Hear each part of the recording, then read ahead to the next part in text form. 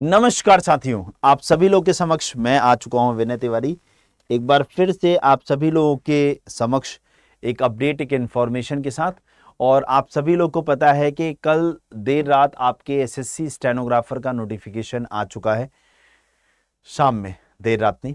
तो स्टेनोग्राफर के फॉर्म को कैसे फिल किया जाए सर, हम कैसे भरेंगे इस फॉर्म को, सारी चीज़ें बताता हूं। बस आप लोग अगले 10 से 15 मिनट मेरे साथ बने रहिएगा। फॉर्म भी भरना सीख लोगे और साथ ही साथ उसकी कंप्लीट इन्फॉर्मेशन मैं आप लोग को यहाँ पर रिपीट कर लूंगा। तो चलिए समय नहीं लेते हैं, स्टार्ट करते हैं, जिससे हम लोग सारी चीज़ों को अच्छे से कर और समझ पाए। तो देखिए, अगर मैं बात करने की कोशिश करूं स्टेनोग्राफर की, तो स्टेनोग्राफर ग्रेड सी और ग्रेड डी 2 पोस्ट निकाली जाती हैं स्टेनोग्राफर की वैकेंसी के अंदर। अगर मैं बात करूं 6 तारीख यानी कल से फॉर्म स्टार्ट हुआ है और 26 तारीख फॉर्म को भरने की लास्ट डेट है। और रिटन एग्जाम, अगर मैं सिलेक्शन प्रोसेस की बात करूं बेटा यहाँ पर, तो सिलेक्शन प्रोसेस में एक रिटन एग्जाम होता है और एक स्किल टेस्ट होता है। उसके साथ साथ मैं आप लोगों को कुछ बातें और बताना चाहूंगा कि इस बार जो नंबर ऑफ वैकेंसीज हैं बेटा, वो अभी तो बहुत कम है। अभी जो नंबर ऑफ वैकेंसीज निकाली गई हैं वो बहुत कम है, बट आपको परेशान नहीं होना है, ये वैकेंसीज बढ़ेंगी, इस बात की श्योरिटी है। ठीक है, चलिए आगे बढ़ते हैं बेटा। अगर मैं बात करने की कोशिश करूं इंपॉर्टेंट डेट्स में, तो फॉर्म भरने की डेट आज से स्टार्ट है और 26 लास्ट डेट है। उसके बाद अगर कोई गलती करते हो तो करेक्शन करने के लिए आपको 1 और 2 जुलाई का समय मिलेगा। और सबसे ज़्यादा जो इम्पोर्टेंट है वो ये है कि जो एक एग्ज़ाम कंडक्ट होता है, वो एग्ज़ाम कब कंडक्ट होने वाला है, 6 से 11 अगस्त के बीच में। इसके बीच में कभी भी आपका एग्ज़ाम कंडक्ट हो सकता है। ठीक है, उसके बाद अगर मैं पिछले सालों में वैकेंसी का ट्रेंड देखूं तो वैकेंसीज पिछले सालों में काफ़ी अच्छी रही हैं। इवन मैं पिछले ही जस्ट बात करूं 2024 की, तो 2006 वैकेंसी थी, बट इस बार ये 261 एक्सेप्टेबल नहीं है। तो एसएससी से एक ही रिक्वेस्ट है कि कृपया आप जल्दी से इसमें वैकेंसी अपडेट करें, ताकि बच्चों को मोटिवेशन आए और वो ज़्यादा से ज़्यादा संख्या में फॉर्म भरें। ठीक है, चलिए अगर मैं बात करूं form fees, general, OBC, EWS के लिए 100 रुपये, बाकी सभी कैटेगरी की फीमेल और एससी एसटी और एक्स सर्विसमैन सभी के लिए फॉर्म फीस 0 है। जब मैं क्वालिफिकेशन की बात करता हूं कि क्या एजुकेशनल क्वालिफिकेशन होना चाहिए जिससे आप फॉर्म भर पाएंगे, तो जब मैं एजुकेशनल क्वालिफिकेशन की बात करता हूं तो अगर आपने 12वीं का एग्जाम पास कर रखा है, चाहे आपने आर्ट साइड से पढ़ा हो चाहे साइंस साइड से, आप इस फॉर्म को भर सकते हैं।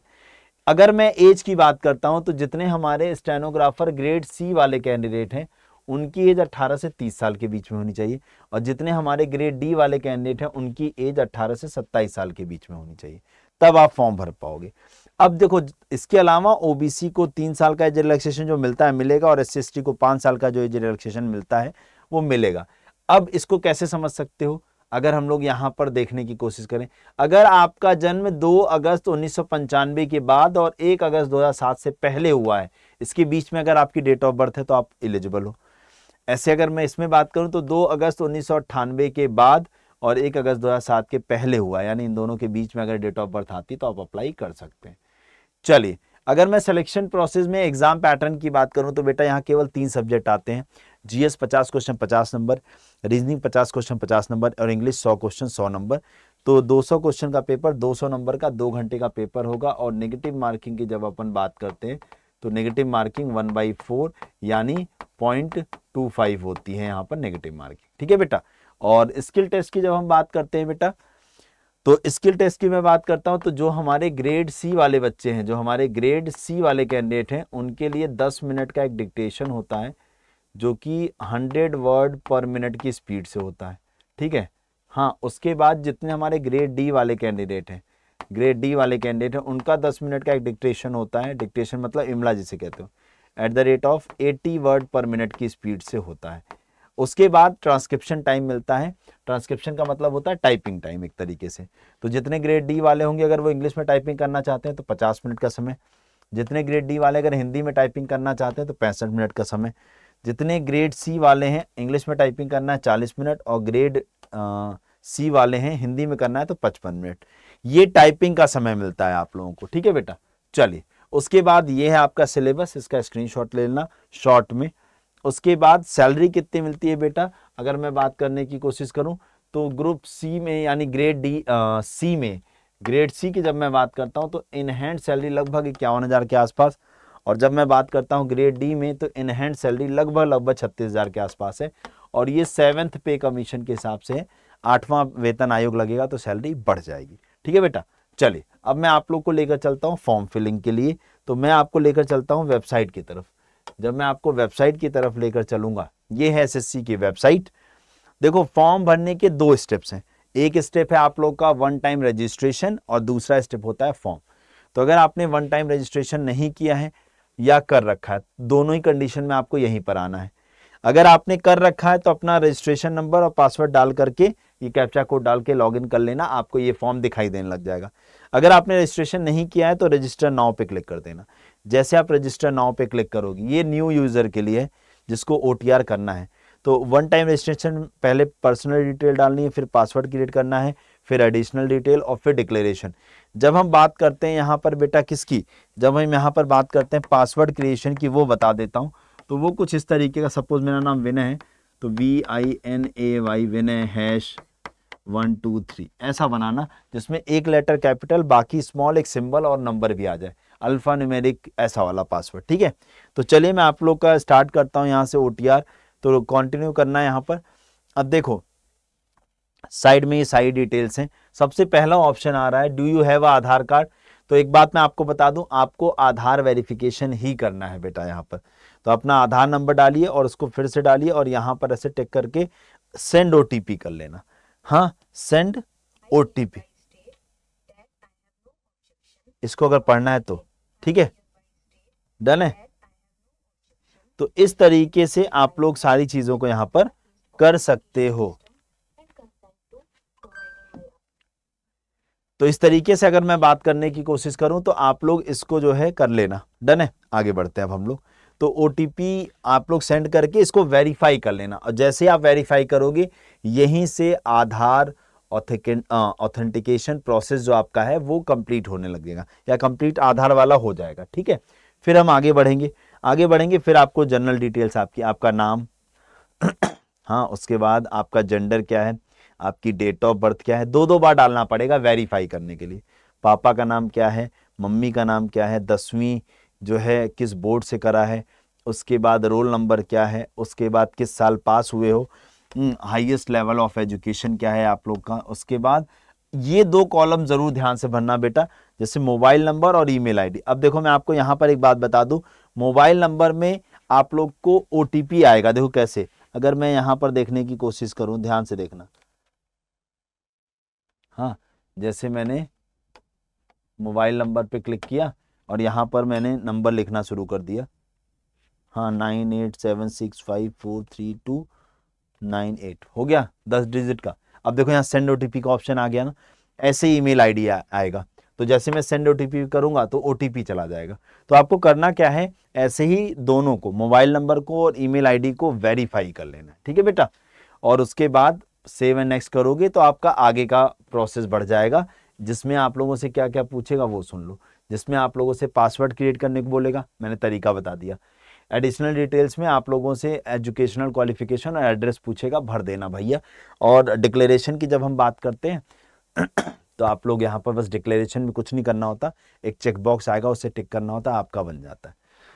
अब मैं आपको, अगर मैं फॉर्म फिलिंग के प्रोसेस पर, अगर मैं इससे प्रोसेस पर ले चलूँ तो यहाँ पर आपका फिर बेटा एक रजिस्ट्रेशन ID, ये है डिक्लेरेशन। देखो बेटा, अगर मैं डिक्लेरेशन की बात करूँ तो ये डिक्लेरेशन आता है, ये सारी डिटेल्स ऐसे आप लोग को एड्रेस वगैरह भरना पड़ेगा। ठीक है, हाँ, ये डिक्लेरेशन ऐसे आएगा। इस डिक्लेरेशन को जैसे आप डिक्लेयर करोगे, आपका रजिस्ट्रेशन यानी वन टाइम रजिस्ट्रेशन प्रोसेस पूरा हो जाएगा। और वन टाइम रजिस्ट्रेशन पूरा होते ही अब आपके पास आपकी मेल आईडी और मोबाइल नंबर पे रजिस्ट्रेशन नंबर और पासवर्ड आ जाएगा, वहां से उठाना है।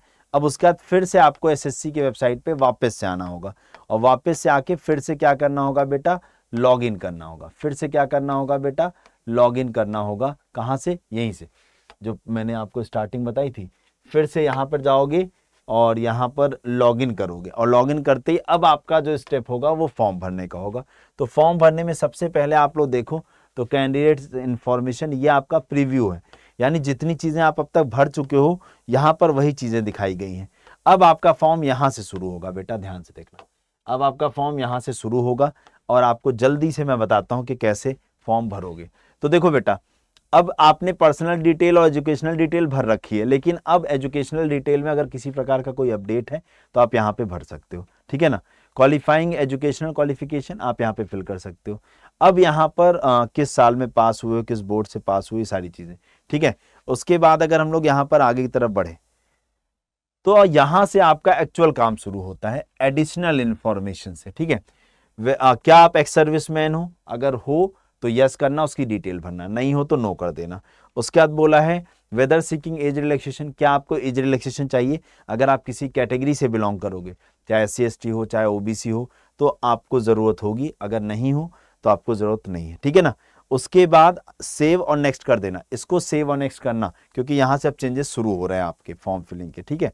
उसके बाद अगला है एडिशनल इंफॉर्मेशन 2 में अब आपको प्रेफरेंस ऑफ एग्जाम सेंटर, आपको 3 एग्जाम सेंटर सेलेक्ट करने होंगे, 3 शहरों के नाम आप लोग को सेलेक्ट करने होंगे, ठीक है ना। उसके बाद क्या आप बेंचमार्क डिसेबिलिटी यानी आप डिसेबल कैंडिडेट हैं, तो अगर हैं तो यस करोगे और उसके रिक्वायर्ड सर्टिफिकेट, उससे रिक्वायर्ड जो सर्टिफिकेट है उसको फिर अपलोड करना पड़ेगा, समझ गए। और अगर नहीं हो तो नो कर देना, ओके। क्या आप लोग को स्क्राइब चाहिए, स्क्राइब का मतलब हो गया जो जब डिसेबल कैंडिडेट होते हैं तो उनको एक कैंडिडेट ले जाने का मौका मिलता है जहां पर जो है वो उनके बिहाफ पर पेपर देता है, वो बताते रहते हैं, वो पेपर देता रहता है, ठीक है।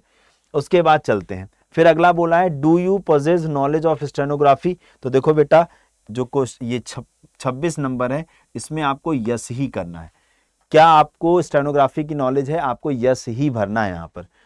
फिर मीडियम ऑफ स्किल टेस्ट, अब देखो यहां से आपका गेम शुरू होता है, आपको स्किल टेस्ट किस मीडियम में देना है, इंग्लिश में देना है या हिंदी में। तो आपने स्टेनोग्राफी जिस भाषा में सीखी होगी यहां पर उस भाषा को लिखिएगा, अगर आपने स्टेनोग्राफी इंग्लिश में सीखी है तो यहाँ इंग्लिश भरोगे, और अगर आपने हिंदी में सीखी है तो हिंदी भर देना, ठीक है। यानी आप वही भरना जिसमें आपको स्टेनोग्राफी आती है, दूसरी भाषा में सेलेक्ट कर लेना। हाँ, फिर उसके बाद यहाँ वेरीफाई करके मतलब दोबारा डाल देना। Post apply for, applying for, आप किस पोस्ट के लिए अप्लाई कर रहे हैं आपको यहाँ पर वो करना पड़ेगा, पोस्ट अप्लाइंग फॉर, उसके बाद उसे दोबारा भर दो, ठीक है ना। हाँ, ग्रेड C के लिए, ग्रेड D के लिए, जैसा भी। उसके बाद फिर सेव नेक्स्ट कर देना बेटा, उसके बाद क्या कर देना यहाँ पर सेव नेक्स्ट करके आगे बढ़ जाना। जब आगे बढ़ोगे आप लोग तो अब नेक्स्ट स्टेप में आप लोग का फोटो और साइन वाला आता है। देखो बेटा अगर मैं फोटो की बात करता हूं तो फोटो के लिए जो है SSC ने अपनी एक ऐप भी डिजाइन कर रखी है, उस ऐप को आप डाउनलोड कर सकते हो और लाइव फोटो कैप्चर कर सकते हो, ठीक है। ये देखो कैप्चर लाइव फोटो। अब एक बात का ध्यान रखिएगा, जब भी आपको फोटो अपलोड करनी है उससे पहले मैं आप लोग को बता दूं कि फोटो आप लोग को बिना चश्मे के देनी है, ऐसे बिल्कुल फ्रंट कैमरे में देखते हो, और व्हाइट कलर का या लाइट कलर का बैकग्राउंड होना चाहिए तो ही फोटो एक्सेप्टेबल होगी आपकी, ठीक है। तो फोटो और सिग्नेचर की जब अपन बात करते हैं तो सिग्नेचर आपका कोशिश ये करना बेटा कि व्हाइट पेज पर, व्हाइट पेज हो और उस पर ब्लैक पेन से आप लोगों ने क्या कर रखा हो, सिग्नेचर कर रखा हो, क्योंकि ब्लैक पेन कभी भी ब्लर नहीं होता, इसीलिए मैं कह रहा हूं। हाँ समझ गए, तो इसलिए आप लोग इसको फोटो लाइव कैप्चर करिएगा, लाइट बहुत अच्छी होनी चाहिए जहां फोटो खींचोगे, जैसे हम लोग क्लास लेते हैं तो लाइट अच्छी होती है ना, ऐसे ही। फिर आप लोग यहाँ पर सिग्नेचर अपलोड कर देंगे, फिर सेव और नेक्स्ट कर देंगे। जैसे ही सेव नेक्स्ट करोगे अब लगभग फॉर्म जो है वो किनारे पर पहुंच चुका है, क्योंकि देखो जैसे आपने ये वाली इंफॉर्मेशन भर दी, हाँ, अब उसके बाद आ रहा है प्रीव्यू फॉर्म, अपलोड डॉक्यूमेंट के बाद प्रीव्यू फॉर्म, यानी अब आपका जो पूरा का पूरा फॉर्म है जो भरा है आपने वो आपके सामने आएगा, उसे प्रीव्यू करना है, बस देखना है आपको, ज्यादा कुछ नहीं करना है। तो फॉर्म को प्रीव्यू कर लीजिएगा ऐसे करते करते नेक्स्ट, ठीक है। अब यहां पर देखो प्रीव्यू करने के बाद यहां लास्ट में आएगा आपसे सेव एंड नेक्स्ट। तो सेव नेक्स्ट करने के बाद अगर कुछ एडिट करना है, अगर मान लो कुछ भी एडिट करना है तो अभी आप गो बैक जा सकते हैं, लेकिन एक बार यहां पर सेव कर दिया और नेक्स्ट कर दिया प्रीव्यू को तो अब आप चेंज नहीं कर पाओगे इस फॉर्म में इस वक्त, फिर मॉडिफिकेशन के लिए करना पड़ेगा और फीस पे करनी पड़ेगी। उसके बाद आपके पास आएगा डिक्लेरेशन, उसके बाद आपके पास आएगा डिक्लेरेशन, इसे ही कहते हैं डिक्लेरेशन। डिक्लेरेशन में बस आपको यहाँ पर टिक करना है और ये कैप्चा कोड डालना है और उसके बाद सबमिट कर देना है। इस तरीके से आप लोग का स्टेनोग्राफर का जो फॉर्म है वो फिल हो जाएगा। आगे बात समझ में सभी को ना, इस तरीके से स्टेनोग्राफर का आपका जो फॉर्म है वो फिल हो जाएगा। हाँ बेटा वैकेंसी बढ़ेगी, वैकेंसी बढ़ेगी, इस बात की श्योरिटी है, ठीक है। तो फॉर्म फिलिंग का प्रोसेस आपका पूरा हो जाएगा। अब आपके पास बेटा समय बहुत ज़्यादा नहीं है, तो मैं आप लोग को एक सजेशन देना चाहूँगा बेटा कि आप लोग तैयारी में आज से ही लग जाओ। और अगर आप लोग तैयारी आज से ही करना चाहते हो बेटा, तो अभी अभी स्टेनोग्राफर का हम लोगों ने 4 तारीख से बैच स्टार्ट किया है। 4 से 3 सब्जेक्ट कवर करने आराम से हो जाएगा, ठीक है। 4 तारीख से बैच स्टार्ट किया, जिसमें live classes, test series, ebook और साथ ही साथ मैं आप लोग को बताऊं तो स्टेनोग्राफी की क्लासेस भी मिलेंगी आप लोगों को। तो इस बैच से अगर आपको जुड़ना है तो बस एक बात का ध्यान रखना है, डिस्काउंट कोड Y461 इसी का इस्तेमाल करना है बेटा और जाकर के जुड़ना है, जिससे आप प्रिपरेशन अच्छे से कर पाएं।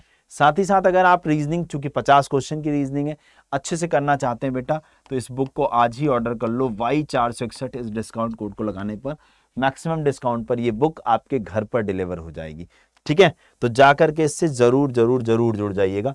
तो मैं आप लोग को देखो बताता हूं कि कैसे आप लोग बैच में जुड़ोगे। तो आप लोग को अड्डा 24/7 की वेबसाइट पे चले जाना है, या अगर अड्डा की ऐप है तो बहुत अच्छी बात है, नहीं है तो अड्डा की वेबसाइट पे जाइए, adda247.com। ऑल कोर्सेज एसएससी, और ये है एसएससी स्टेनोग्राफर। चूंकि आज है ईद तो इसलिए इस पर डिस्काउंट चल रहा है बेटा। देखो डिस्काउंट कैसे बताता हूं अभी। ये स्टेनोग्राफी का बैच है जिसमें विद स्टेनोग्राफी स्किल टेस्ट के साथ है। तो यहां पर जाइए बेटा, यहां पर जैसे आप पहुंचोगे, देखो live class, test series, ebook अगले 12 महीने तक 1380 नहीं, अभी मैं आपके और पैसे कम करा देता हूं। कैसे बचेंगे, बस मैंने जो आपको डिस्काउंट कोड बताया उसी से। तो आपको करना क्या है, यहाँ मोर ऑफर्स पे जाना है। मोर ऑफर्स पे गए, यहाँ देखो पूछ रहा है ना got a coupon code, enter it here. तो यहाँ पर जाके जो मैं डिस्काउंट कोड आपको बता रहा हूँ Y461, क्या बेटा Y461 ये लगाया और इसे अप्लाई कर दो। जैसे अप्लाई किया ये देखो, यानी आप लोगों के मैक्सिमम से मैक्सिमम डिस्काउंट मिल जाएगा। तो आप लोग बेटा एक काम कर लो, बिना लेट किए अभी जाओ और Y461 इस डिस्काउंट कोड, इस कूपन कोड का इस्तेमाल करिए और इससे जुड़ जाइए बेटा, तुरंत के तुरंत। अभी जाइए, आज ही जाकर के जुड़ जाओ, जिससे आपकी प्रिपरेशन स्टार्ट हो जाए। यह बैच देखो मैं दिखा रहा हूं, ये 4 जून से स्टार्ट हुआ है। 4 जून से ये बैच स्टार्ट हुआ है, तो टेंशन मत लो, ठीक है ना। तो सभी लोग जाकर के इससे जुड़िए और अपनी प्रिपरेशन आज ही स्टार्ट कर दीजिए। ओके, सो आज के लिए इतना ही रखते हैं, मिलते हैं आप लोगों से क्लास के अंदर। अगर आप लोग इसकी क्लासेस करना चाहते हैं तो रोज सुबह 10 बजे मेरी एसएससी अड्डा पे क्लास होती है रीजनिंग की, उसमें जुड़ना शुरू कर दिए। रोज सुबह 10 बजे फ्री यूट्यूब रीजनिंग क्लास के लिए, ठीक है बेटा। तो आज जाकर के इसमें जुड़ जाइएगा, क्योंकि ये मैक्सिमम डिस्काउंट आज ही है ईद के उपलक्ष्य में, नहीं तो कल ये बैच महंगा हो जाएगा। Okay, thank you so much. और वैकेंसीज बढ़ेंगी, इसलिए मैं आप लोग को सजेशन देना चाहूंगा कि कृपया आप लोग फॉर्म जरूर भरें, जितने भी हमारे 12th पास छात्र हैं। Thank you. और कोई डाउट हो तो इस वीडियो के नीचे कमेंट करके जरूर पूछ लीजिएगा।